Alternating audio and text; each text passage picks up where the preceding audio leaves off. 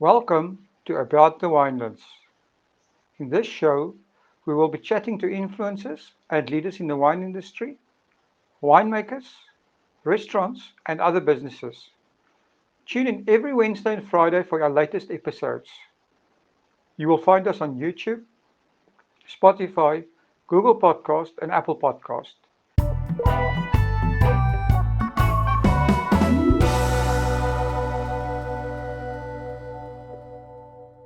Make sure you never miss our chat here on About the Winelands.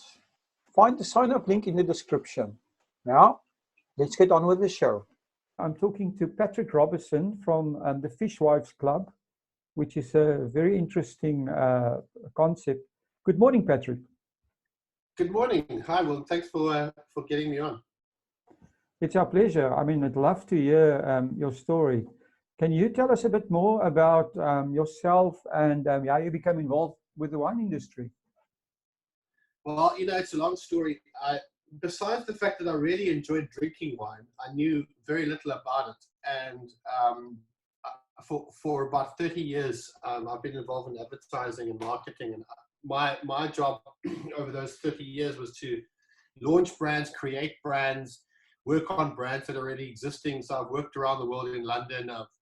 I've worked on and I've worked in Joburg and Cape Town, and been lucky enough to work for some of the best agencies. And then I started up my own agency, and then I eventually decided I really need to get out of this business. It wasn't really resonating with me anymore, and I also didn't want to be part of the whole propaganda machine in that respect. If you read my story, it's a very long story on the website. It's not that long. It's about a half a glass of wine's worth, depending if it's red or white. And it'll tell you what happened in my life that suddenly I had to change careers sooner than I expected. My whole life basically came crumbling down in 2012. So my world pretty much ended in 2012. And I was having to recover from, you build something in life and then it takes a very long time to build and you can lose it in 24 hours. And I just decided, well, what am I going to do now? Because I've got no money, no place to stay, no anything. What am I going to do? And I don't want to do this career anymore.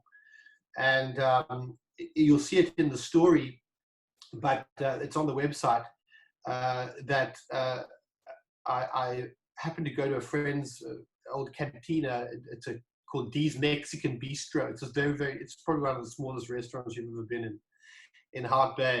And it was a stormy night, and it was winter, and I came across. There was two girls sitting there, and we were the only people, and I was by the fire, and we were the only people there, and we looked like we were all drowning our sorrows for whatever reason, and they had found out that I was a recovering creative director. And they came over, and because my friend who owned the cantina, Dion Schoen, he said, "Oh, Patrick, he's in advertising. He's a creative director. Maybe he can help you girls. So they came over and they showed me their portfolio on their little laptop, their little iPad that they had, and it was really bizarre because I thought, geez, these girls have talent. They were two young sisters and they were designers. And they had a real talent, and they were asking me like, how can they improve their business because they just not seemed to getting the work that they wanted. And I came across a mock-up, what we call a mock-up of a wine bottle with this hastily put together lady on a fish. And I said, sure, is that real? And they said, no, it's just something we played with. And I said, wow. I'm so moved by this image. It's just such a strong, in all my years of being in advertising, the icon had so much magic, and it had a much deeper magic than I initially thought. I just knew, I was like, wow, this logo really hit me between the eyes. Wow. And I was I asked them, listen, can I ask you, I don't have any money. In fact, I don't even think I can even pay for this glass of wine that I'm drinking.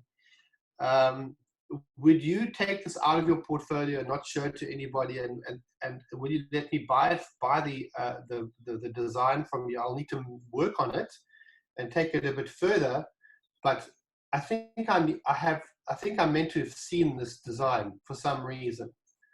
And I didn't have any money. They said, sure, we'll take it out. And I said, I'll buy it from you, proper lock, stock, and barrel.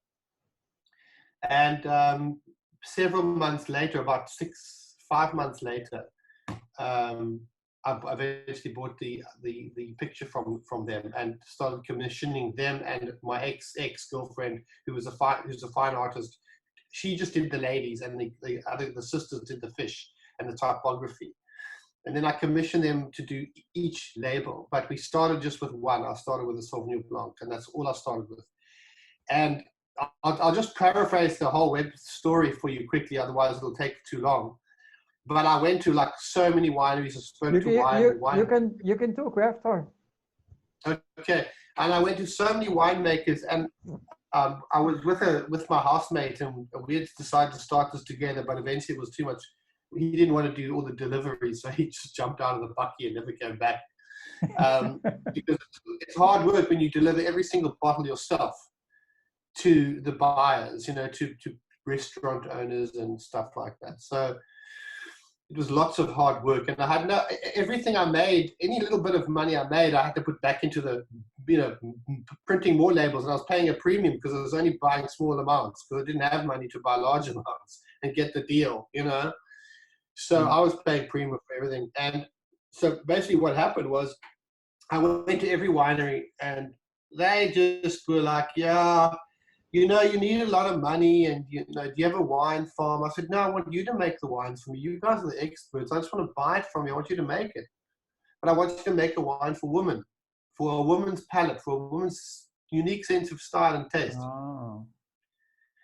And they said, no, man, you know, look, you can buy some of our stock, you know. And I said, yeah, but, you know, I'm at the end of the day, I need to build this brand. I want someone to do it with me and help me with this. But I don't have any money. And then when they did hear that, then they didn't want to talk to me anymore. Because I had the idea, and I said, look, I really know that this idea will work. I just need someone to have faith in me. Of course, you know, these are dyed-in-the-wool farmers, and mostly, and they got it tough already. So I kind of worked my way back from the Swartland, Franschhoek, back through Stellenbosch. And then eventually I thought, you know, I don't think anyone's going to go for this, you know. I had created a whole ad campaign for it and everything. And I decided on my way home to Hart Bay, I was driving through Constantia, and I was pretty miserable. You know, I was like, I don't think this is going to work. It's a real pity, because I was certain that idea, you know, that logo, that icon was meant to be. I was meant to see that. Like, everything went off in my head like fireworks when I saw it. It was truly an amazing experience. I was really moved. And I decided, as I drove up towards Hart Bay, up Constantia Neck, I drove past the sign that said Baton Verwachting left. And I went, wow, I've never been to Baton Verwachting, and actually that's the closest winery, and I've just traveled hundreds of miles. It's actually the closest winery to my house. I may as well just go there and order a glass of wine and drown my sorrows. And I walked in and I ordered a glass of wine at the tasting room, and then I went to the loo. But at the winery, I asked, who's the owner here? And they said, no, it's a young man by the name of Lars Mark. I said, oh, okay, well, I'm just going to go to the loo. And they said, oh, well, you might bump into him. He's gone to the loo as well. I said, oh, okay. And sure enough, as I came out, he was coming out. As I went in, he was coming out. And I bumped into him, literally. And I grabbed his arm and I said, are you Lars Mark?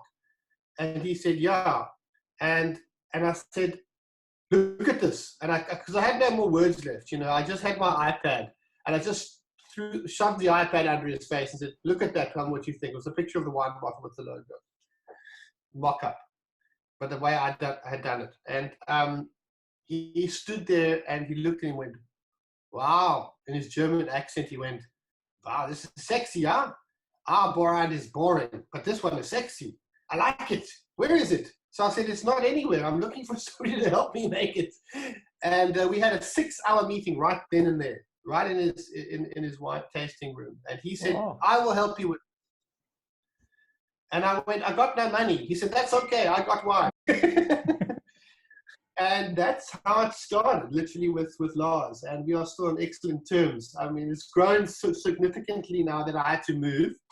And he said, no, he understands, because it was then eventually taking too much time on the bottling line. And they were under the, you know, they're pumping. I mean, they're selling so much wine. Mm-hmm. So I couldn't get gaps that long, you know, to bottle my wine. So it was starting to do really well. So I moved to Imbuco to Tienes van Sale. And he's done a phenomenal job, and he is the right fit for me now, because we now. So just where are they, Patrick? Well, they're in Wellington, and his estate is called Imbuco, and he started out supplying bulk wine. And that was perfect for me, because I thought, if I'm really going to become a global brand, like a world famous brand, and that's really what my focus really is. I know it sounds like a very big dream, but I want to be the most, and I will be the most recognizable wine brand. Because there's millions of wine brands, mm-hmm. but none that you can go, oh, that one. But yet you'll take champagne, and anyone can rattle off 3 or 4 brands that are famous. Well, if you think about it, Champagne built their whole brand on marketing. You know, they started off with the kings being coronated in Rheims. And from there, the marketers in Champagne were excellent. They just built on that whole heritage. They invented Dom Perignon as a myth. So, yeah. Is that so? I didn't even know that it was built on the coronation of kings. Oh, yeah. The whole, what happened is the city of Reims, the Reims Cathedral, is actually the place where all the kings from the first Franks King Clovis was coronated there. And it became fashion for all the kings to be coronated. And then obviously they drank the local wine, which was champagne. So it was sanctioned by the king, and in that way it became, you know, it created the whole idea that it's a luxury brand, and you know the aristocracy actually embraced it. And then from there to Louis XIV, who really started gave champagne a break, because he gave them the permission to the only wine in France to ship in bottles, not in casks, which kept the bubbles in. And then after that, Napoleon actually, you know, started building champagne into a worldwide brand for the growers there. So yeah, all marketing. So obviously, if it goes on a bottle, it has to have a label that becomes a brand, because a barrel won't have a label. And the story, right? The story of Dom Perignon was was totally a myth created by Moet. It's not. I don't even know the story. I must go and research it. I don't even know. I actually did a chat about that, like a solo chat about the whole history of champagne. That's why I know it now. But anyway, so let's go back to your story. But it just shows you, if you have a good story and a great brand, you can go places. Well, the thing is, you know, Will, I've been going now 7 years. It's just me now, and there's talk with the winery in Buco and their overseas partners, because they saw the brand and they were very excited. You know, they're very well funded by overseas partners too. You know, and I realize, you know, you one man against the world is a nice thing, but you sometimes you can achieve more with other people's resources, and if you give them some of the action as well, you know. So for me, the dream is to expand, and I've never been to any overseas shows. I've not been to a single overseas wine show. The only wine show I scraped together all I could afford, and Lars said it's the cheapest international wine show you'll ever go to Cape Wine. Wow. Okay. So I put all my money together and I threw it in there, and I said, I hope this works. And it was a fantastic show for me. And I got my biggest client there, and one of my biggest. But before then, from year one, I had 3 clients that found me online because of my marketing. Because that's all I could do, because I couldn't afford to get on an airplane. So your advertising background obviously is a major plus point in that area. Yes, and this is what I try and tell people, that with this brand, you know, with my German client, I was creating pop-up online banners in German, whatever he needed. My clients don't need to go to an advertising agency at all. They've got one in a box, and that's me, you know. Yeah. And I create everything they need. They have a secret toolbox, and I give them a password once they become a client. and that password enables them to download high-res artwork of all the artwork, but also the ad campaigns, rep folders, rep clothing. So you write the advertising copy and everything for them in their toolbox? Everything. And all the copy on the back of the wine I've written, and anything they need, press releases, I'll write for them. Wow. So it's very much a brand. And that's why I realized, I don't need a wine farm. I just need constant supply with a good, strong relationship with the winemaker and wine farm. So, as we know in any business, the guy that controls the buyer is actually the guy that's going to, build his brand. But I'm just interested, your name, the Fishwives Club, where did that come from? That actually was, that's one of the things that caught my attention. The girls named it that. And I said, why did you name it the Fishwives Club? And she said, they both said, well, because it's not something you associate with wine, and anyway, the one sister loved fish. She likes fish. So she'd always draw fish. And then she happened to put a lady on the fish. So my thoughts was when you said the Fishwives Club this is a bunch of men who goes fishing and the wives stay at home drinking. It absolutely could be that. In fact, my Zimbabwean importers, a lot of them said, well, hey, we have a lot of wives that their husbands go fishing all weekend and they're left alone and they drink wine. And that's one of the reasons why it was such a hit in Zimbabwe too. It's like, that you can read so much into it. It's very nice, uncouth name with a very beautiful label. So you've got a sort of a juxtaposition going on there. So I'm interested in this marketing toolbox. This is such a great idea, and I know it's your secret sauce, so you probably don't want to tell us much about it. But what else? What else do you provide to distributors besides copy and images? And do you provide them with all kinds of social media posts like videos and stuff like that as well, or are you not there yet? Yeah, no, I've got I got a very good compliment from two American distributors, and they both said to me, Patrick, we import a lot of wine, especially from Italy, and nearly 99% of these producers, we've got to school them in how to redress their brand in social media, Instagram, LinkedIn, you name it, and Facebook and all that. You're the one of the few brands we've ever come across that doesn't need any changes. That we would take it as is. Well, and that's interesting because that's a big thing in the American market. A lot of our guys have to rebrand their wines for that market. They're also because the Americans, so Lars also had to rebrand Bayton Blanc to Bayton, and then and spell it differently, Bayten, so that they could say it easily. And I said, look, my name, a lot of wine lists don't have pictures at restaurants. They don't have pictures, they just got the name. So the name itself has got to be interesting so that it stands out on the page. My brand is interesting, it stands out on the shelf. But on the wine list, there's no picture. So the name, I'm lucky enough to have an odd name. It's like Fat Bastard. It's also an odd name. You'd order it just because you're curious. Another great marketing story in that region is Fairview with Goats to Rome. Yeah, what is the story there? Did they have success in America with their Fairview? Mm-hmm. Did they have what success did they have in America? So no, they've had success worldwide with Goats to Rome. They actually took the French name and then they created this South African brand, and there was actually a court case. And I don't know the whole story, but then they managed to get the name registered, Goats to Rome. And they're selling it worldwide. Well, it's amazing. You've got to be very careful. I've had to register my brand in China. Mm-hmm. I'm busy trying to register in Europe now. It's just that my German importer registered my brand without me knowing it. Oh. And registered it as his. And he says, no, but I need, I need surety that you're not going to go anywhere else. I said, but you can't hold a gun to my head. If you deliver the sales, I won't be going anywhere else, And so now I've got to fight to get my brand back in Germany because he's basically used all my artwork and everything. I can prove that he ordered the wine, which I've got to ship manifest and the order per beer, before he registered, and my brand was registered in South Africa a year before he registered it in Germany.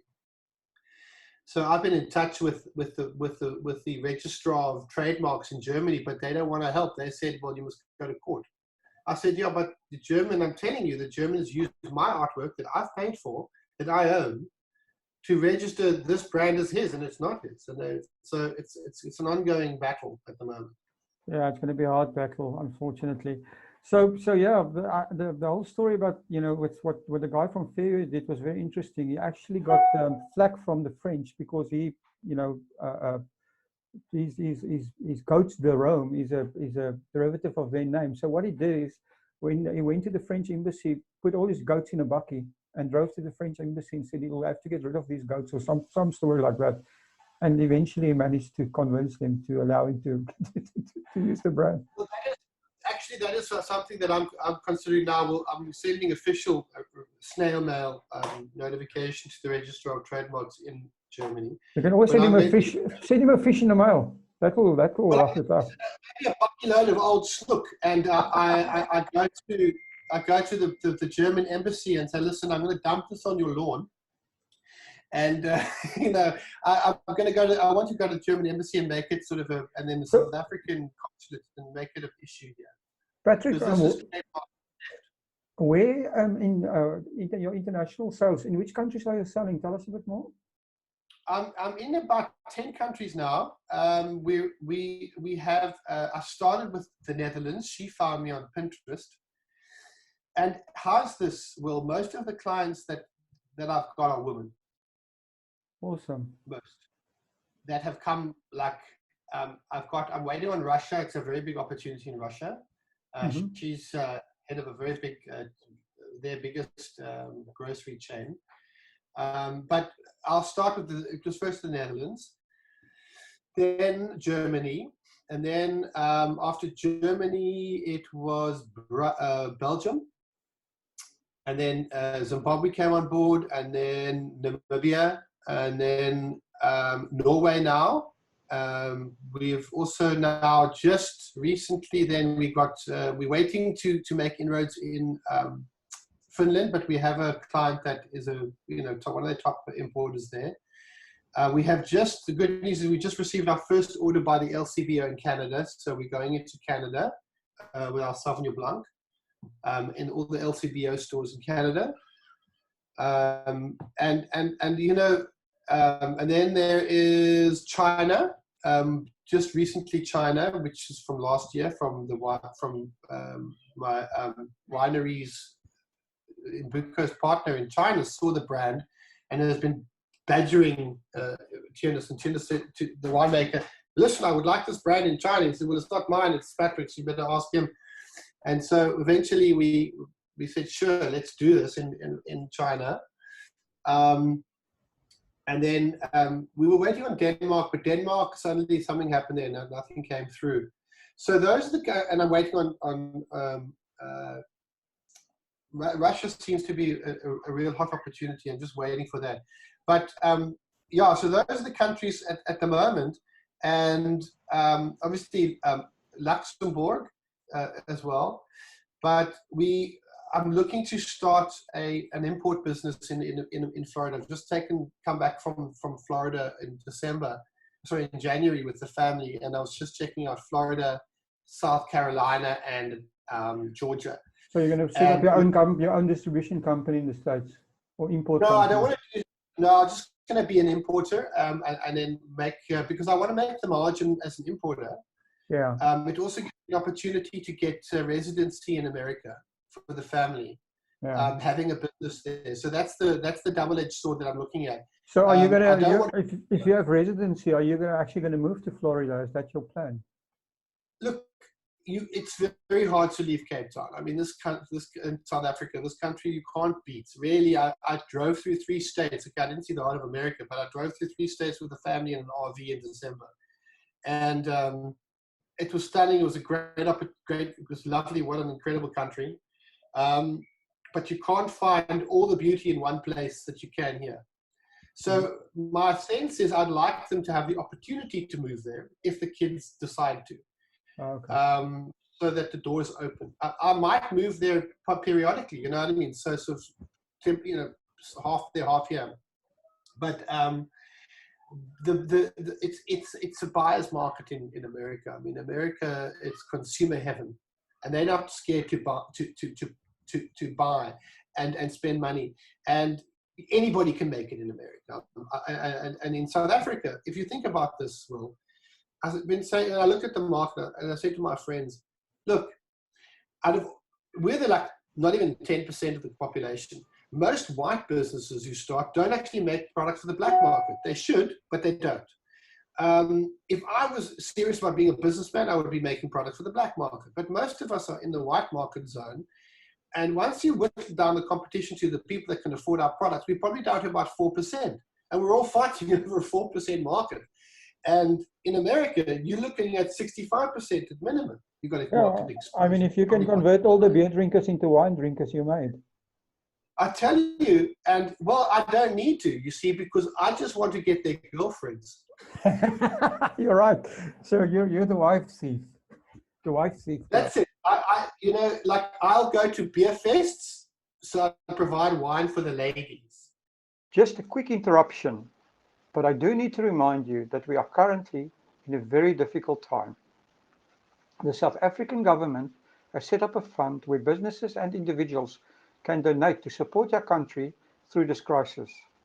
Go to the website now and add your small donation. www.solidarityfund.co.za. Please join us all in the fight against COVID-19. That is at www.solidarityfund.co.za. Now, let's get on with the show. So, Patrick, you brand accessories. You know, I see you. Yes. I mean, you've really gone into this marketing thing. So, what are the accessories that you provide? The ones that are most popular are the t-shirts and vests, and they look really amazing. The colors are so vibrant, but the icon itself, the lady riding a fish, it's got an amazing allure. I don't know what it is. Everyone agrees with me. And I wanted to get to the bottom of why did I connect so quickly to the lady on the fish? And I blame my mom. She's Irish, but there's a sort of a psychic ability that runs through our family in one way or another. And I seem to have picked it up and then get ridiculed for it because, you know, I'll read your tarot cards for you, no problem. And I'm sort of insensitive to energy and sensitive to things that, you know, you can't see. And I decided I'd do a deep meditation to find out why the lady on the fish is such a powerful brand.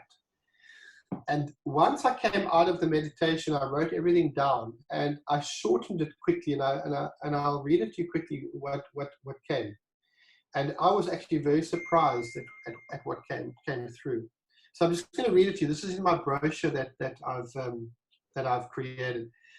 And it just says, what does it all mean? The fish depicts the recently past male-dominated controlling age of Pisces, which lasted approximately 2,156 years. I mean, you must understand that this stuff sort of came through a meditation mostly. The lady straddling the fish represents the current liberating female age of Aquarius, the significant rising of the divine feminine, which is an energy that's coming into the planet right now. She is the resurgent dominant power of women on the planet, and that's what she symbolizes. The Fishwives Club Boutique Winery's unique mark honors the new dispensation of woman on top. So what you're seeing is women representing the age of Aquarius. She's on top. The age of Pisces is on its way out, and so she is dominating the age of Pisces, but not in an aggressive way that, let's say, Pisces would have done. Pisces was a very male-dominated era. Lots of war, lots of persecution of women. What you're going to see now is you're going to see lots of women taking top positions. Presidents, CEOs, you name it, women will be taking over and men will have to take a back seat, which is what's happening. And this is what has captured the divine, magical, feminine energy, and its time came at the right time, because it is the rise of the divine energy. And it's not just for women. Men have a feminine energy in them, and women have a masculine energy. We both have both. We have both.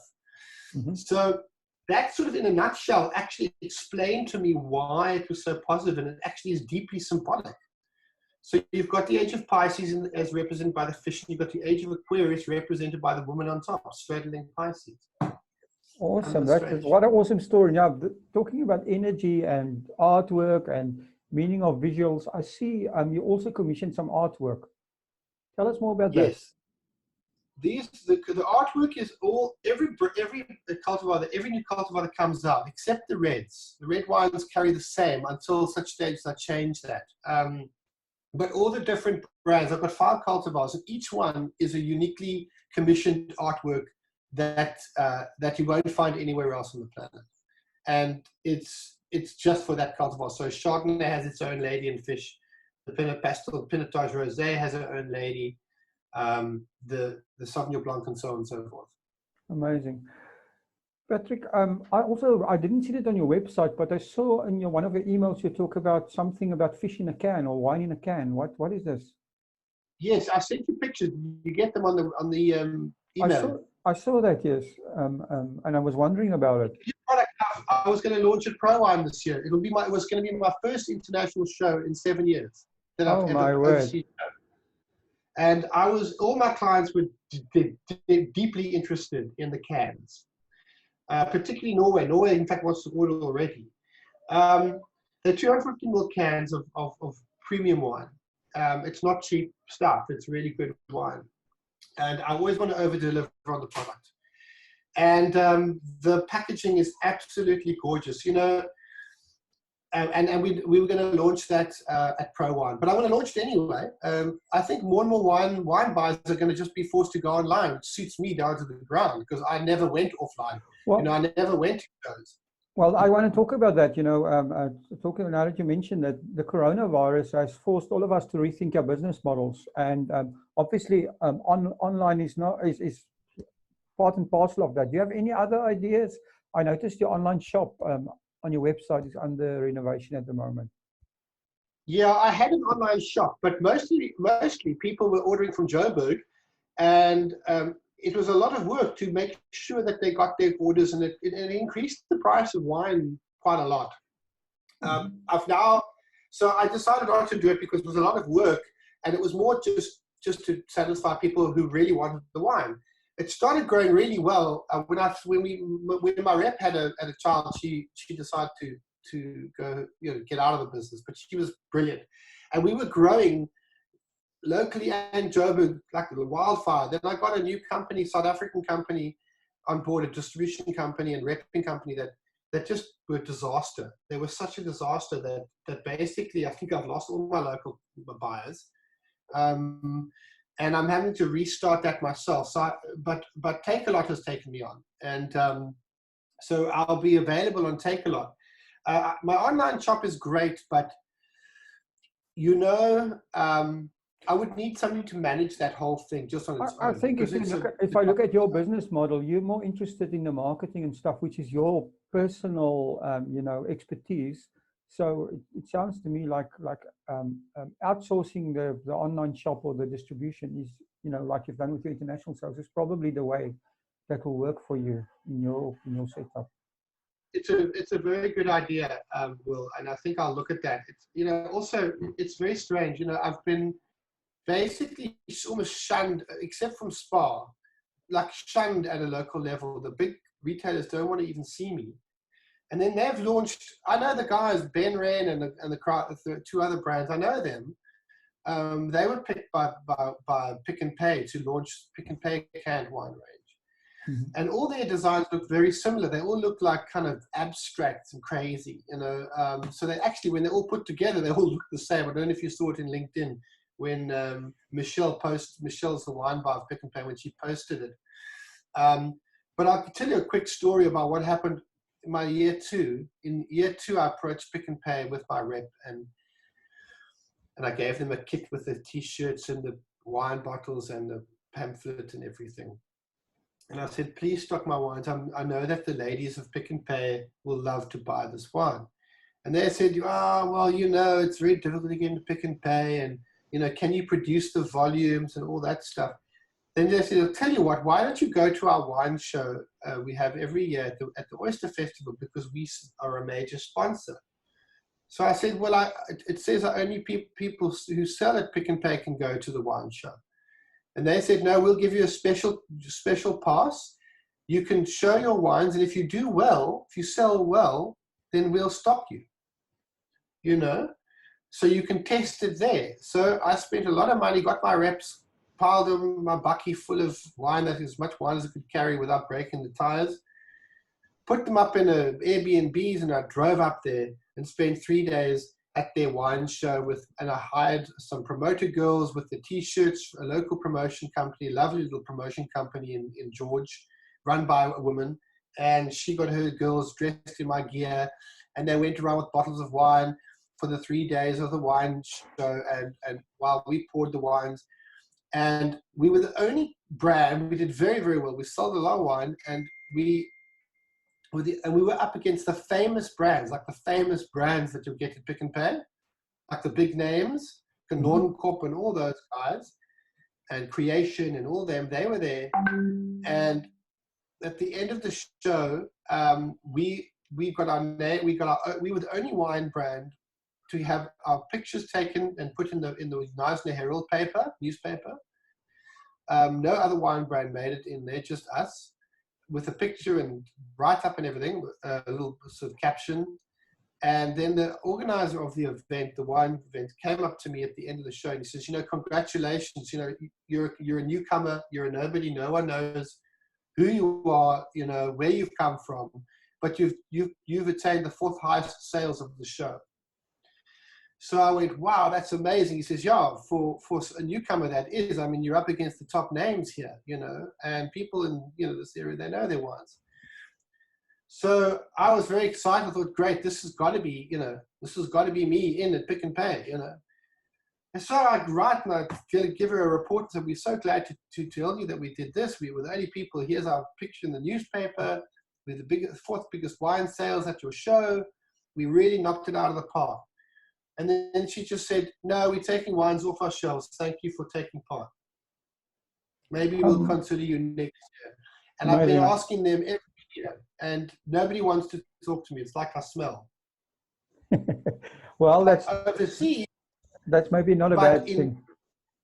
But if you go to the Netherlands and you go to Belgium, I'm famous there. I'm a cult brand.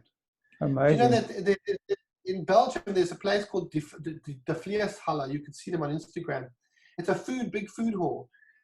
That I've sold so much wine there every week that they decided to dedicate them every Sunday, called the Fishwives Club Sunday, because they're selling over 480 bottles of wine a Sunday afternoon of the Fishwives Club. Well, that's amazing. But my club, but nobody here in South Africa wants to even look at me. So, I suppose things, things can always change, especially now with what's happening in the market. I think, branding is going to be so much more important. And I would love to talk to you a bit more after the show about a few ideas I have. But let's. I've got 2 more questions for you. The first one is, what is the most important thing that you learned from your wine journey? Let me think about this for a moment. It's you know what? It's kind of summed up in my quote that I emailed you. I wanted to try and encapsulate in my mind what. If you looked at the odds, right? If you really were smart and looked at the wine industry, you wouldn't get into it. You wouldn't launch a brand.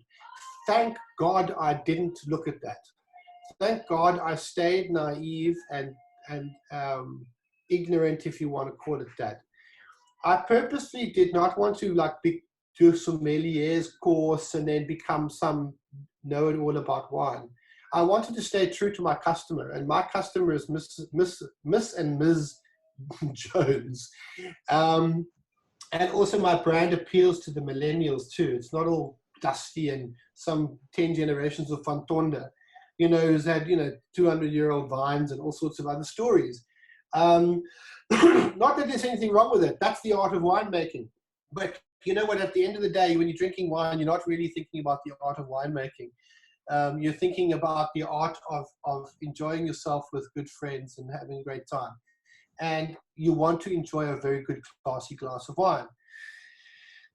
And what came to me was that quote, and I put it together in words, and then eventually now that's kind of what I want to actually put on my stuff, on my website. And that is, when you don't know what's possible, then anything becomes possible. And that's an awesome quote, I must say.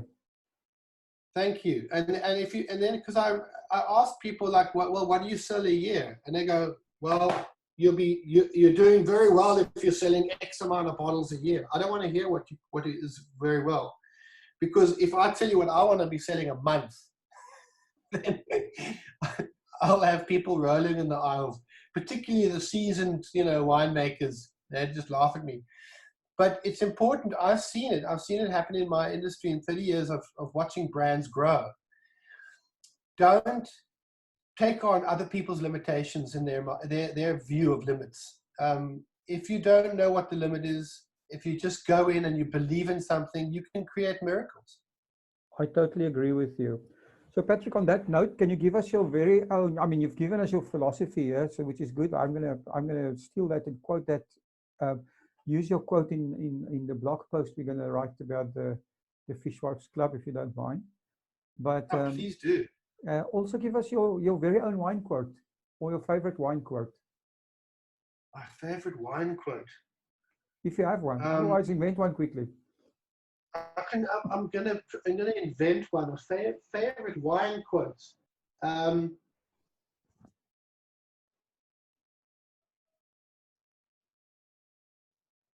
You know what I want to say is, don't listen to the wine experts. You are the wine expert. That's because awesome. You're the one drinking it. The experts, that's their palate, that's their tongue. You want what is important to you. So don't listen to the wine experts. You are the wine expert. You're the one buying it. You know what I mean? Your money is just as good as anyone else's, and that's why. I don't think anyone should be snobbish about wine. And I would have I didn't tell you where I started. I started, delivering every single bottle myself in my little bucky. I had a little Chevy bucky, and eventually couldn't carry the wine because it was too dangerous. You couldn't use the brakes. If you put a pallet of wine on, the thing just cried. So I had to get a bigger bucky to carry it. So that I took as a sign of progress, even though I was going into debt again. And I delivered. If you could find my wine in a restaurant or in a bottle store, it's because I personally delivered that myself and went into the back and signed off on the papers, and I did everything myself, my little bucky, and became a nuisance. And I would have people stopping me in the street, asking me with my embroidered shirt, "Where did you get that shirt? It's so beautiful." And no, literally, that's what people would do. They'd stop me and ask me about that. And then at the end of the day, I decided I needed to find out what people truly thought of my wine. So I started I went to the Stellenbosch Slow Market and got a little stand there. And there were other guys with wines, and I met him. Became very good friends with a young winemaker called Ryan Winders. He's making his own wine. The best Pinotage, the best Shiraz I've ever had. He's an incredible young winemaker. So we became friends instantly. But I sold there every Sunday and listened to what people thought of my wine. And I'll never forget who came over. I didn't know who she was. She had an American accent. And it was her two sons that tried my wines, then went back and grabbed their mom and brought her over. And boy, did she give me a drilling. She was like, "What is this? Second barrel, third barrel, what is this? What fill is this? What is that next thing?" All these technical questions. I said, "Ma'am, to be honest, you clearly know far more about wine than I do. I'm a bit of a Philistine when it comes to wine. It's my new brand. I created it. I leave the winemaking to the experts. It sounds like you know what you're talking about. Are you in the wine business?" She goes, Yes, I am. And at this price, you're crazy. That means you'll be up against, Iona. You'll be up against, our brand, this brand, and that brand at this price. And I said, so what's wrong with that? Do you think it's worth it or not? And she wouldn't read. She'd go, I don't know. But, you're new. You need to come in lower. I said, I don't want to, because if I come in a little bit lower, then you think I'm cheap wine, and that's not what I am. And it turns out, she was she was really putting me on the ropes there. And his son's like, geez, Mom, give him a break. It's a great brand. Don't you like the brand? Look at it. It's like so beautiful. She goes, I'll give it to that, but I think the name's a bit uncouth. And her name, I found out, she was she's Canadian from Warwick Estate. What would her name be? From Warwick. Norma Radcliffe. Norma Radcliffe, that was her. Yeah. but these, and then I was surrounded by other winemakers, famous people. The owner of Kanonkop, who had a wine tasting for Red Dawn, this new tannin that I've been involved in from the beginning. And I said to Arno, the chemist who was basically putting it together, this tannin, I said, the moment you can make it flavorless, you're onto a winner. If you can't, it ain't going to work.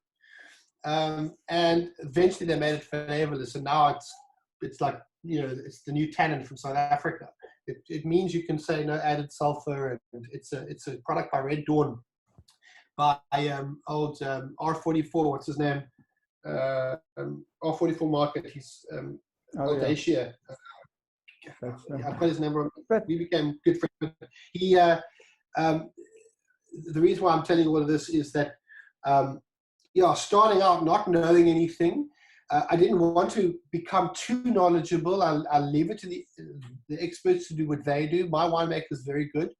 Now I've had to get his, he was very adamant. He said, no, wine in a can won't work. I've been trying to get my wine in a can for 3 years.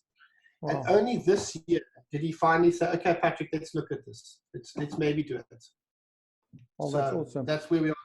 Okay. Tell our listeners, how did they get hold of you? How did they get hold of your wine? Where do they find you if they're looking for you?